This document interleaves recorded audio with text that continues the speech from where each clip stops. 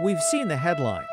It is a record-breaking year for shootings and homicides in Portland. In the last 13 months, there have been approximately 1,000 shootings in Portland. That's now the most shootings the city has ever reported. Sadly, it's almost become routine. And a fair number of those shootings involve the homeless. Which brings us to this question. Has there been an increase in gun violence among the homeless? It's a tough question to answer because there's not a lot of data. Nobody's tracking it. Unlike race or sex, housing status is not something logged by police when collecting a crime victim's details.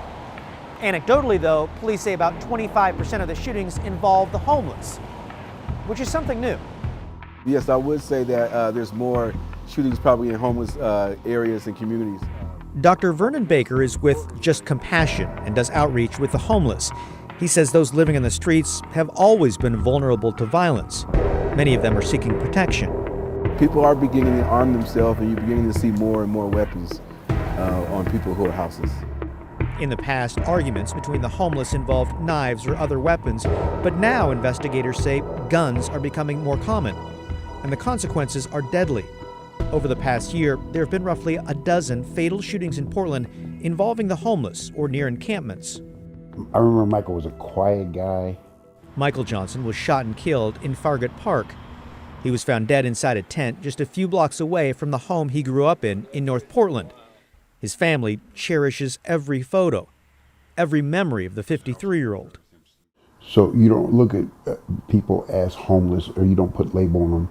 You look at them as that's my family member, or that's a member of this society. No matter if he's homeless or rich, he's still a human being.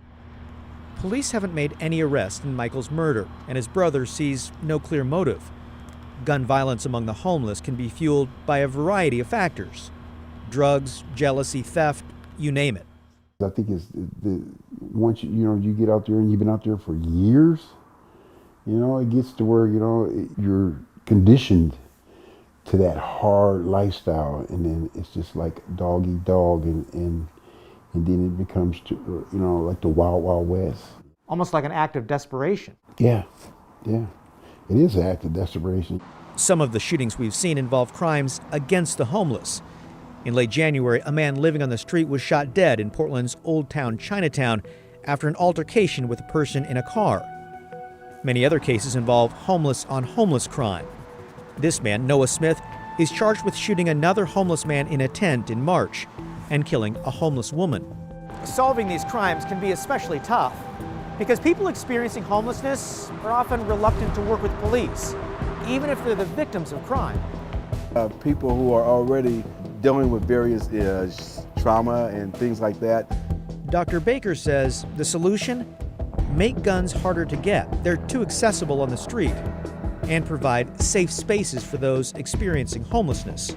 Those two things working simultaneously or hand in hand, I think will go a long way to reduce and eliminate gun violence in our communities, whether it's the houseless community or just our communities in general.